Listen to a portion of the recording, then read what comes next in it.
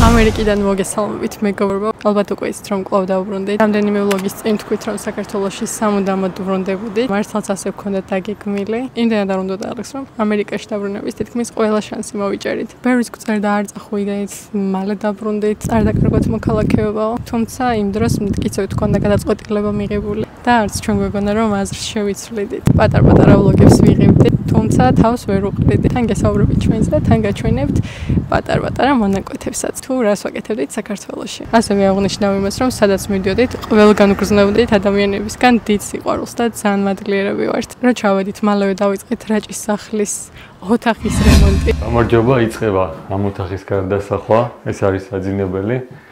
აქ იყო მანსარდა და ეს კედელი უნდა მოიხსნას და გაერთიანდეს საძინებელთან რა. წამოაქაჩვენე როგორია.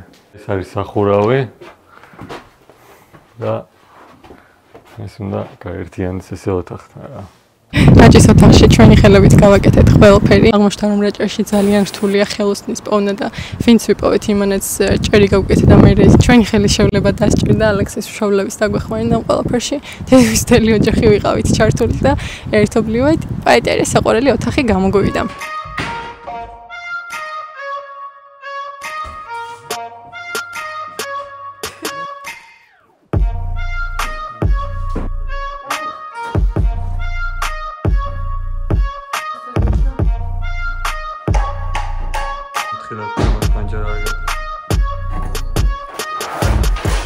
გრანდიოზული რემონტი არ გავკეთებია, უბრალოდ გვინდოდა რომ ჩავიდოდით, კომფორტულად გვეგრძნა თავი. ასევე დიდი ამბავი იყო ამ ფანჯრებზე, რომელიც ებრუნავს და მე ძალიან მომწონს, თუმცა ძველი იყო და ვფიქრობდი გამოსვლას, მაგრამ იმდენი კომენტარი დაიწერა, რომ არ შეცვალა ძალიან მაგარია. ეს არის იქაურობის ხიბლი და ნუ მოკლედ, რადგან მეც ძალიან მომწონდა და მე კიდევ ასეთი კომენტარები წავიკითხე, გადავწყვიტე რომ დამეტოვებინა და არ შევცვალეთ მეტალოპლასტმასით. ხანდახან იმასაც ვფიქრობდით, რომ რაჭაში გადავსულიყავით საცხოვრებლად, იმ პერიოდის მანძილზე ძალიან ბევრი აზრი გვეტრიალებდა თავში. ხან სამსახურებს ეძებდით. გადიოდა დროც და როგორც იცით, გრინ-კარდის ფლობელები თუ 6 თვეში ამერიკაში არ დაბრუნდნენ, მე ძალიან რთული ან საერთოდ არ შემოუშვებენ, ამიტომ უკვე ბოლოსკენ დავიწყე ამაზე ფიქრი და დარდი. ამასობაში გამოჩნდნენ კეთილი ადამიანები, რომლებმაც ისურვეს ჩვენთან თანამშრომლობა და ძალიან დიდი მადლობა ამისთვის. ყველაზე მეტად ის მეხარია რომ გავიცანით აც უკვე ჩვენი ორთოდონტი ნიკოლო ჟორჟიკაშვილი, რომელიც არის საუკეთესო ადამიანი და მასზე ცოტა მოგვიანებით მოგიყვებით. როგორც ხედავთ, ბრეკეტები მაქვს და ეს მისი დამსახურებაა. უზომოდ კმაყოფილი ვარ რომ ეს გადაწყვეტილება მივიღე. მოკლედ, ძალიან კარგი იყო საქართველოში. ალექსი გიждდება რაჭას და უმეტესი დრო მანდ გავატარეთ. დავდიოდით ტყეში რეში და ნუ მოკლედ ძალიან დიდი სიამოვნება მივიღეთ, იყოფნით. თან დაიმთხვა ალექსის საყვარელ სეზონს. სამთარი უყვარს ყველაზე მეტად რაჭაში, თან თოვლი და ძალიან მაგრად გაერთო და თან ვიდეოშიც ნახავს თუ როგორი ბედნიერია. ამოვედით სოფელ გლოლაში, უკვე აქედან ხიდს რო გადავალთ, დაიწყება შოუი. ძალიან მაგარი ყინული და თოვლი იყო გზაზე, მაგრამ ერთი წამითაც არა დაბუქსავართ, ისე მე ამოვედით. ძალიან სილამაზია. აი ხიდზე გადავალ დღიორა მდინარე, რომელიც რო ადიდება ხოლმე მია ყველაფერი და ისე სხვა ახერა სილამაზია, სხვა დროებში კიდე ისე ცოტა მოდის. ორი წვეთი მოდის. ყველაზე მეტად აქ ნახე მზირა მაგრანათებს. ხო, მაგარი ადგილია ეს. აქ კოტეჯიც არის. აუ, რა ლამაზია, თოვლი რა ლამაზად აქვს. ეს არის 64 რა. ზამაზე სამთარი რომ მიყვარს ეგრე, აი გადმოვედი ისე თოვლზე და ყინულზე, კაია. ეხლა გადავალ ძალიან ლამაზი ხიდი როა, ყველა ფოტოებს რო იღებს იქ. აი სალოცავიც ეკლესია. არა და ზამთარში ნახე რა სილამაზია და ისეც არ გვაქვს რა ქვია, სათხილამურო ის არა და ნახეთ. და ეს ხიდი არის ლეგენდა ხიდი. გაახედე? აქ რამდენი ფოტო გვაქვს ჩვენს გადაღებული. ჩავწიე ფანჯარას, ხო? სულ აქ ვიღებთ ფოტოებს. იმე რა გაიგდო მარშმელო. როგორ ჭკვიანია, თან მორცხვირო. ეს ჩამარხა ერთი. გაშალოს ხელი. ეხლა აქ ჩავიცვავთ თბილად, იმიტომ რომ მდინარეც არის აქედან მხრიდან. ზოგადად რაჭაში მომრავლებულია ამ ბოლო დროს ნადირი, როგორც ვიცით, მგელი და თვი რა ვიცი. ეხლა ჯერ დღე არის, მაგრამ ისეთი შეიარაღებული არ ვარ. ან დათვის სპრეი უნდა გქონდეს, ჩემი რჩევა იქნება, ან თოფი მაინც უნდა გქონდეს. თოფი მაინც არ არის, თოფი თუ გექნება უკეთესია. მაინც თავდასაცავად. ეხლა ამ შემთხვევაში აქ შემოვაყენეთ, მარტო აქ დამხარეს გვაქვს ტყე უკინა მხრიდან. გაშლილია იქ მდინარე იქიდან ვერაფერი მოვა და დაცულად ხარ რა. მე მგონი დაანთო ცეცხლი.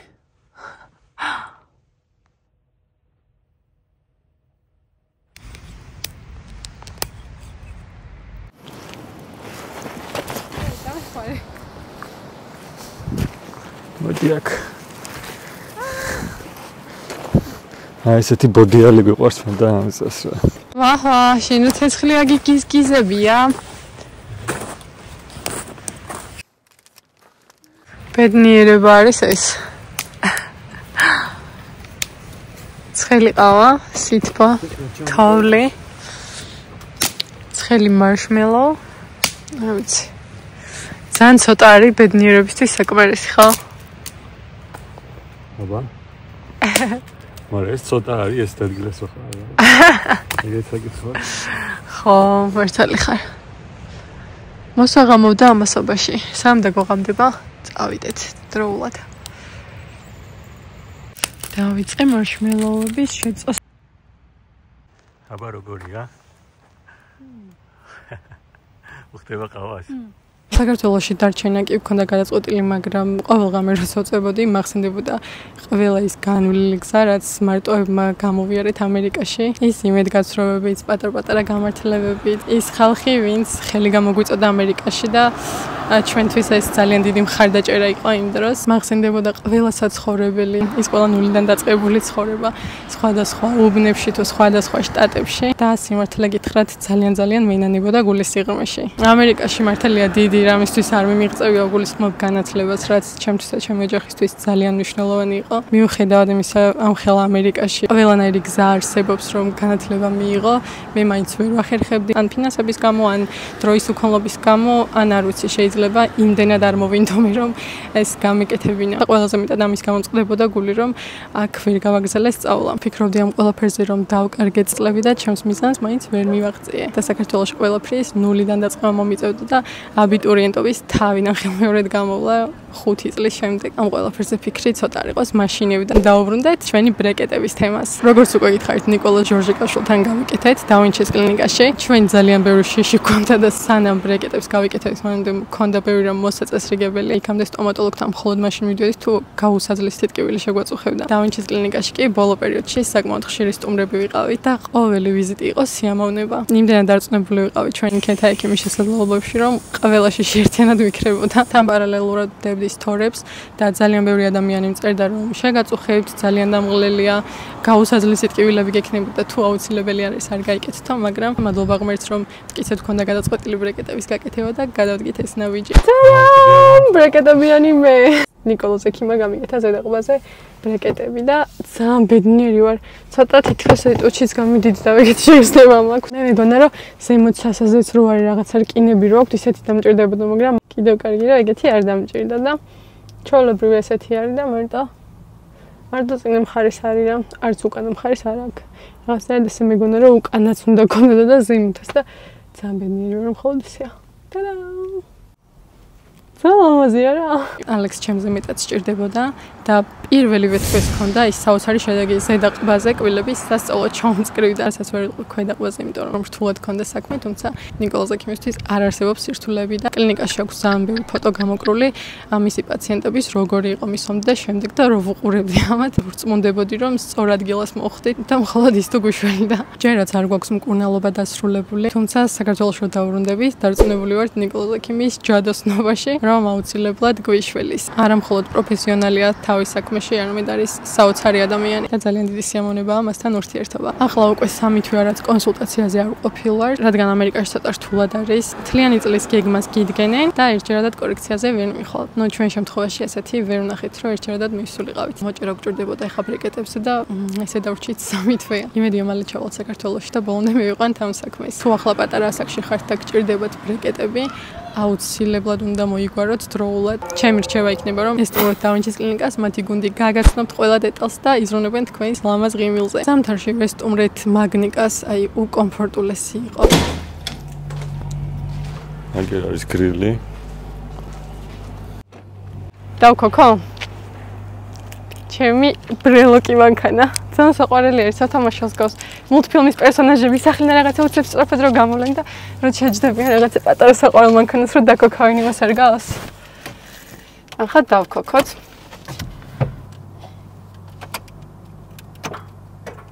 ხმები? მარჩა დაიკოქა. რა მუსიკები მაქვს?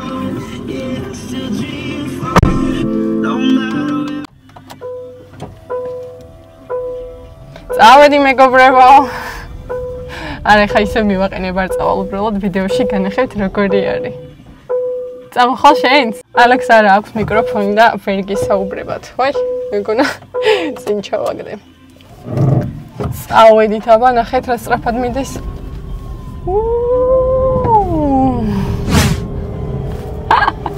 აი, ავალე ხა. აბა უკოსვლით თუ შეძლებს ასვლას. უკოსვლითაც კაი სწრაფად კი მიდის. ალექს არ დაგეჯახო ბიჭო, გაიწიე. ასაკეთებ. ესეც ასე. ეხლა დავაპარკიროთ სახლთან. ვაი. აი, ვგიჟდები აქაურობაზე, ესე მგონია, რომ აქ ვცხოვრობ. არ მგონია, რომ მხოლოდ ერთი დღით ვარ. ალექს, ჯერ გავთიშე მანქანა. არ შეჩაგდება და მოვიზდა და ისე გავთიშე. ჩაგდე ენში და. ენში უნდა? ой. ეს ასე მეგობრებო, სულ ეს იყო მანქანის ტური. დავკეტეთ, ესე ყვირად გაენათა. ეს პალმის ხერალამაზია. აი ესეთი არის ზუსტად ჩვენი ვილაც, წინ რო დგას ესეთი. და ისეთ სითბოა სახლში. მე არ ვიცი რაჭაში როგორ უნდა გავძლო. აქიდან მივდივართ რაჭაში და ღამე არის -17 გრადუსი, მან ისეთი ყინვა არის. ხო და სახლში კიდე ისე ცხელა, სულ აი ღია გვაქვს ფანჯრები და კარები, ყველგან სადაც კი რომის გამოღება შეიძლება. გუშინ ადმინისტრაციაში ვთხოვეთ, რომ ცოტა იქნებ დაეწიათ გათბობისთვის, მხოლოდ იატაკის გათბობა არის ჩართული და მაინც ისე ცხელა ვერს თქოსეთ, გუშინ ბავშვები არ დაიგუდან. ახლა და შევაკითხე კარები გავუღე. მეორე დღეა მაგნიკაში, ამდილით მე და ალექსმა მოვასწარით სანაპიროზე გასეირნება, ულამაზესი ფიჭვნარი აკრავს აქაურობას გარშემო და კარგი სეირნობაც გამოგვივიდა სუფთა ჰაერზე. ისეთი სიმშვიდე და სიწყნარი არის აქ, რომ მართლა ძალიან გამიმტვირთი ამერიკიდან რაც ჩამოვედით. ესე ჯერ დაგვისვენია და ძალიან გვიხარია, რომ აქ დაგვპატიჟეს. მთელი სტრესი და დადაბულობა ერთიანად მომიხსნა. ჯერ სიცივეში როგორი სიამოვნება მივიღეთ და ეს საფხულში იქნება სხაპრული მართლა. წავიყვანთ, დავაბინავებთ. მე ანიზა თივას დაუყრის აჭრებს ბაგაჟში. ხო? მე ძროხებია მოსაწველი. ვეკაჩები და ვერ ვაძალებ, ისე ჩანზია რა. წამოდი ბიჭო, გოგო, რომელი ხარ? აბრაზება არ შეიძლება. კვენა იცის ნეტა? მე რა ვიცი, მიუტანი ხელი და ნახა. აი ესენი არ შეიძლება. წამო. ალექსი შეუდგა მწვადების გაკეთებას. მე უკვე ჰაუსში ვიყავ ჩასული და გარეთ არის ყინვა, ისეთ ცივა. დეკემბრის პერიოდში ისეთ ცივა ყინავს და წყალი არის ძალიან ცხელი, ისეთ ცხელი, რომ თავიდან ვერ გავუძელი და ამოვედი. მე ნელ-ნელა შევეჩვიე ტემპერატურას, ეს ბაისესოები. აღარ ცივა ხო, უკვე გარეთაც აღარ გაჩვენება სიცივე. ჩვენი სამზარეულო და მისაღები ოთახი, ხეში გაწყობილი. ძალიან ცხელა იატაკის გათბობა გვაქვს და ისეთი სიცხეა, რომ სულ ვაღებთ ფანჯრებს კარებს, რაც შეიძლება ყველაფერს რო სიგრილე იყოს ცოტა. ეხლა გაჩვენებთ ჩვენს აუზს, რომელშიც მე არ ჩავდივარ, მაგრამ ცხელი წყალი არის. 1-40 გრადუსი იქნება ალბათ. ესეთი შვენიერი ხედები გვაქვს, ფიჭვნარით, სუფთა ჰაერით, ზღვის ხედით. დაახლოებით 100 მეტრში არის ზღვა. სამზარეულოში სათხარ კაც. სამზარეულოში ცოტა არეულობა გვაქვს. ესეთი საყვარელი მაცივარი. ძველებუ სტილში. ჩვენი შემოსასვლელი ელექტრომანქანა, რომელიც გადმოგცეს თავისი ნომრებით მაგნიკა 002.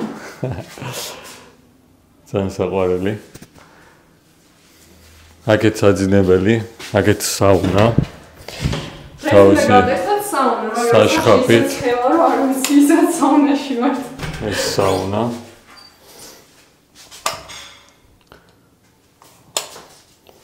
საუნდერი გამოხვალ. აქ მიიღებ შხაპს, აუზიდან რომ მოხვალ ნებისმიერ მხარე შეგიძლია შემოხვიდე. აქვს ორი საძინებელი. ასო, ჭერტასოსთან შევიდეთ. შეიძლება? ოთახის ტური გვაქვს. ეს არის ბავშვების საძინებელი ოთახი. ორი საძინებელი. დასო. აქ ბავშვი დაგხვდა, შემოსახლებული იყო, რომ მოვედით. შემიჩნიათ. ესეთი ტელევიზორი. ორი დიდი კარადა. თავისი აბაზანით. ან თავშუქები. აბაზანა ტუალეტით.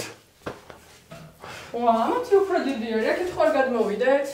არა, რაღაცა მათ სიგრძეზეა გაკეთო. ამიტომ. შოკი ჩაუგრეთ, აი დენი ახარჯებათ. ვერ გადაისხია მე. აკეთ ჩვენი.